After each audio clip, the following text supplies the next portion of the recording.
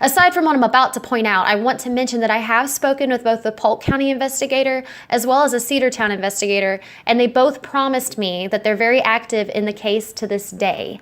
But that was all they could reveal to me. Also, many of you have asked me if Tammy's pregnant. I don't know personally, Tammy, so I can't confirm what is true or not. But I've seen messages passed from Tammy saying she is pregnant, but then other messages I've seen show that she said she's not pregnant. Based on the abundance of conversations I've witnessed regarding her being pregnant, though, I'm assuming she's not pregnant, but I could be wrong. Another thing I'll say before pointing out the important news story is that Caitlin's biological father, Matthew, told me he is making reoccurring trips to the investigator's office to ensure certain concerns are being followed with action. One of the hospitals Caitlin attended shortly before her death contacted Matthew to ask about her autopsy report. And I found that to raise many questions, but I'm not sure where to begin with my questions. As for the news story, today I saw on the news that a teenage bully named Michelle Carter was sending text messages to her suicidal boyfriend, encouraging and even demanding him to follow through with his suicide,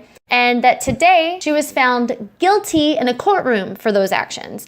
And so I'm left wondering why Luke Callahan, the adult male who not only engaged with Caitlin sexually, but also encouraged her to hang herself, isn't undergoing trial as I speak. Why has all of the evidence against him, which is all no different than the evidence against Michelle Carter, not costing him his freedom?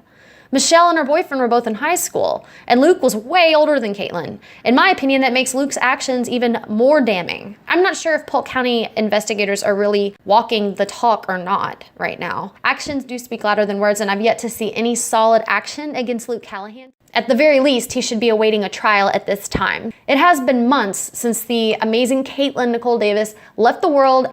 If any of you have any updates or answers regarding the status of Luke Callahan, please leave it in the comments, since many of us are curious to know. Before I end this, I'd like to thank those running the mini Caitlin groups on Facebook. I know Caitlin would absolutely relish such gestures of concern and admiration for her. Her singing, her talents, her face, her personality, her everything. You all remind me that there are good-hearted people who never forget. Never forget.